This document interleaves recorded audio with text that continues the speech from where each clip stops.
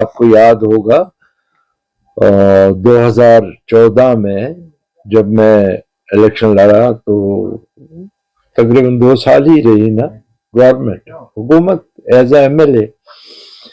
2 سال میں نے جو کام کیا زیڈیبل والوں کے لیے جو کانسٹیٹنسی تھی، اب تو ڈیلیمیٹیشن کے بعد یہ بڑھ گئی، مگر اس سائڈ آپ نے زیادہ دیکھا ہوگا جو پراپر زیڈیبل ایریا جو پرانی کانسٹیٹنسی، اس میں آپ نے لوگوں کا جوش اور ولولہ زیادہ دیکھا ہوگا، کیونکہ ان کے لیے میں نے جتنا بھی مجھ سے ہو سکا ان کا کام کیا ہے. انشاءاللہ خدا نے چاہا تو ہم نے میدان مار ہی لیا ہے. مجھے نہیں لگتا ہے کہ وہ جو کہتے ہیں 1 to 1 ٹکر، وہ تو کوئی نہیں ہے. ایسے ہو سکتا ہے جیڈیبل والے تو نعرہ دے ہیں اب کی بار نمبر 4 تو میں ہی ہوں، وہ تو کہیں گے. اور ہمیشہ نیشنل کانفرنس نے لوگوں کو یہاں سنہرے خواب دکھائے ہیں، تو پھر وہ تعبیر نہیں ہوئے، وہ خواب شرمندہ تعبیر نہیں ہوئے. آپ دیکھیے یہ انہی کی دین ہے، یہ جو ہوا 10 سال جو ہم ایک مصیبت کے مطلب اس میں گزر رہے ہیں، ہمارے جوان گزر رہے ہیں، ہمارے بچے گزر رہے ہیں. دیکھیے مجھے کسی بھائی صاحب نے سوال پوچھا کہ اس ایریا میں یا کسی مطلب خاص کر سری نگر میں جو ہمارے یوتھس ہیں وہ زیادہ تر ڈرگز کی طرف لگے ہیں، لیکن بیسک کاز اگر ہم دیکھیں گے یہ دین نیشنل کانفرنس کی ہے. اگر ان کی پالیسی صحیح ہوتی، یہاں ٹرمائل نہیں ہوتا، یہاں باقی چیزیں نہیں ہوتی، تو نتیجہ یہ ہوا کہ جو پڑھے لکھے لڑکے ہمارے ہیں وہ فرسٹریشن میں آ کے ڈرگز لیتے ہیں، کیونکہ انہوں نے پڑھائی حاصل کی تھی. پڑھائی کا مقصد کچھ اور تھا، لیکن یہاں ہمارے کشمیر میں پڑھائی کا مقصد ہے نوکری، وہ تو ملی نہیں ان کو. سب سے پہلا کام جو ہوگا، اگر گورنمنٹ آف انڈیا سیریس ہے، جیسے کہ ہمارے ہوم منسٹر نے اعلان کیا کہ الیکشن کے بعد ہم سٹیٹ ہوڈ دیں گے، اگر وہ چیز ہمیں ملتی ہے تو ایک قدم اس سے ہم آگے بڑھ سکتے ہیں. اور دوسرا جو یہاں کا ایڈمنسٹریشن ہے، میں صاف گو آدمی ہوں، صاف بولتا ہوں، ڈرتا نہیں. وہ تمام کی تمام ایڈمنسٹریشن ہے وہ باہر کی ہے، اور ان کی یہاں کسی بھی کشمیری یا جموں والے کے ساتھ کوئی کمٹمنٹ نہیں ہے، کیونکہ ان کو پتا ہے ہم 2 سال آئے دوسری جگہ جائیں گے. لیکن جو ہمارے لوکل اپنے آفیسر تھے، چاہے جموں کے تھے چاہے سری نگر کے تھے، ان کا یہ احساس تھا ہم اس اسٹیٹ سے بلانگ کرتے ہیں، یہ ہمارے بھائی ہیں، ان کا کام کرنا ہے. سب سے بڑی وجہ یہی ہے کہ ایل جی صاحب نے جو باہر سے امپورٹ کیے ہیں یہاں، یہ ایسٹ انڈیا کمپنی آئی ہے، اس سے تو تباہی ہو گئی، اس کی تباہی. یہ الگ بات ہے آپ کے لال چوک کو تھوڑا سا لپسٹک لگایا سمارٹ سٹی، خدا کرے یہاں اچھی خاصی گورنمنٹ بنے، پاپولر گورنمنٹ بنے اور کرپشن فری گورنمنٹ بنے، پھر کمیشن لگے. یہ سمارٹ سٹی میں کروڑوں اربوں روپے کا جو سکنڈل ہے وہ کس کے جیب میں وہ پیسہ جاتا ہے، کہاں جاتا ہے؟ دیکھیے اٹکنے وٹکنے سے تو کام چلے گا نہیں.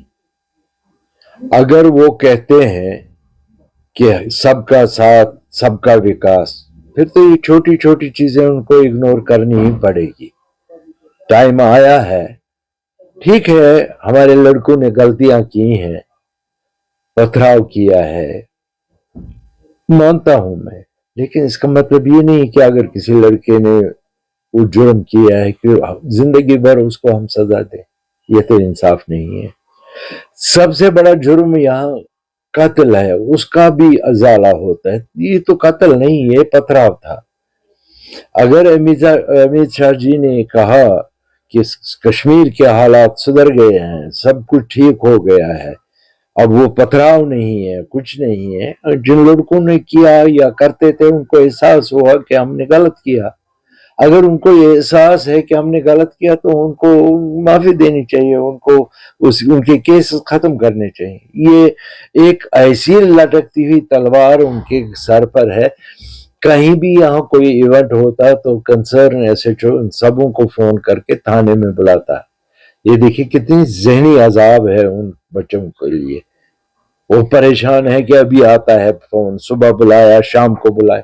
دس از ناٹ فیئر۔ ہم چاہتے ہیں کہ یہ سارا جو گزر گیا پاسٹ از پاسٹ، اب نئے سرے سے اگر زندگی ہم نے شروع کرنی ہے تو ان بچوں کو ریہیبلیٹیٹ کرنا ہے، اپنے ساتھ چلانا ہے۔ سری نگر میں جہاں تک پیپلز کانفرنس کا تعلق ہے، ہم صرف 2 سیٹ سے الیکشن لڑ رہے ہیں، ایک عیدگاہ اور ایک جیڈی بل۔ مجھے نہیں معلوم آپ عیدگاہ کا دورہ کر چکے یا نہیں کیا ہے یا جانا چاہتے ہیں۔ میں تو اپنا کہوں گا کہ ہم نے بڑھ چڑھ کے حصہ لیا۔ ابھی لاسٹ 2 دن پہلے ہم نے ایک میگا ریلی یہاں ارینج کی۔ یہاں کافی بہت انڈیپینڈنٹ کینڈیڈیٹس ہیں، کسی کے ماتھے پہ تو نہیں لکھا ہے کس پارٹی نے اس کو فائنانس کیا ہے، نمبر 1۔ نمبر 2، میں عمر عبداللہ کو خود سوال کروں گا، جس طرح اس نے کہا ہے میں بھی اس کو سوال، وہ بتائیے کہ اس کو سپانسر نہیں کیا دلی نے، کیسے؟ آپ بولیں گے کیسے؟ ایسے کہ وہ جو کرکٹ سکنڈل تھا کروڑوں اربوں روپیہ کا، وہ ایک دم واش کیا، وہ سپانسر نہیں ہے، کوئی راحت نہیں ملی اس کو، سینٹرل گورنمنٹ سے تو ملی، مجھے کیوں نہیں ملی؟ ہمارے اگر آپ کو یاد ہوگا پچھلے پارلیمنٹ الیکشن میں تھوڑی سی گڑبڑ پٹن کانسٹیچوئنسی میں ہوئی، باقاعدہ ہمارے خلاف پرچہ کٹا، باقاعدہ کورٹ سے ہمیں بیل ملی۔ نو ڈاؤٹ ان کو غلط فہمی تھی میرے لیے تو انہوں نے ایکوٹ کیا کہ کرن صاحب یہ نہیں تھے۔ اگر وہ لیبل ہماری طرف ہے تو پھر ہمیں ایف آئی آر نہیں لگتا۔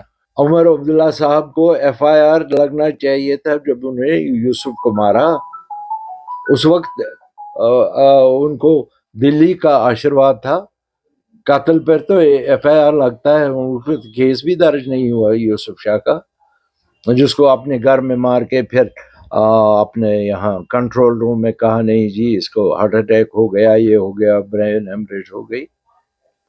پٹائی تو اس کو اس کے گھر میں ہی ہوئی تھی، اس کا کیا خطا تھا؟ اس نے پیسہ کا تقاضا کیا تھا، بھئی میرا پیسہ مجھے واپس دو۔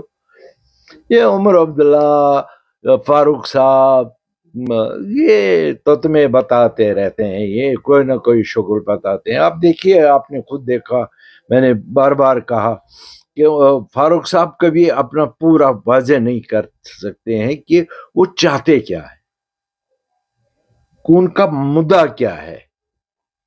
ہم اگر دیکھیں گے، ابھی میں نے حال ہی میں ایک کلپ دیکھی، جو میرا اپوننٹ ہے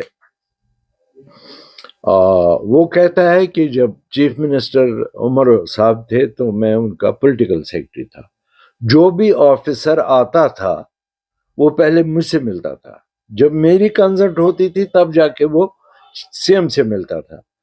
اب یہ کینڈیڈیٹ اس وقت اس کانسٹیچوئنسی میں بحثیت امیدوار الیکشن لڑ رہا ہے۔ لوگوں نے اسے پوچھا کہ آپ جب پولیٹیکل سیکرٹری تھے، آپ کہتے تھے تمام آفیسرز میرے تھرو جاتے تھے، آپ نے کیا کیا؟ ان آفیسروں سے کام لینا تھا۔ یہ ایک چیز ضرور اس نے کیا، اگر اس کو پتہ چلا اس کانسٹیچوئنسی میں کوئی بزرگ یا کوئی محترمہ مر گئی، اس کے گھر جا کے فاتح خوانی کرتا تھا۔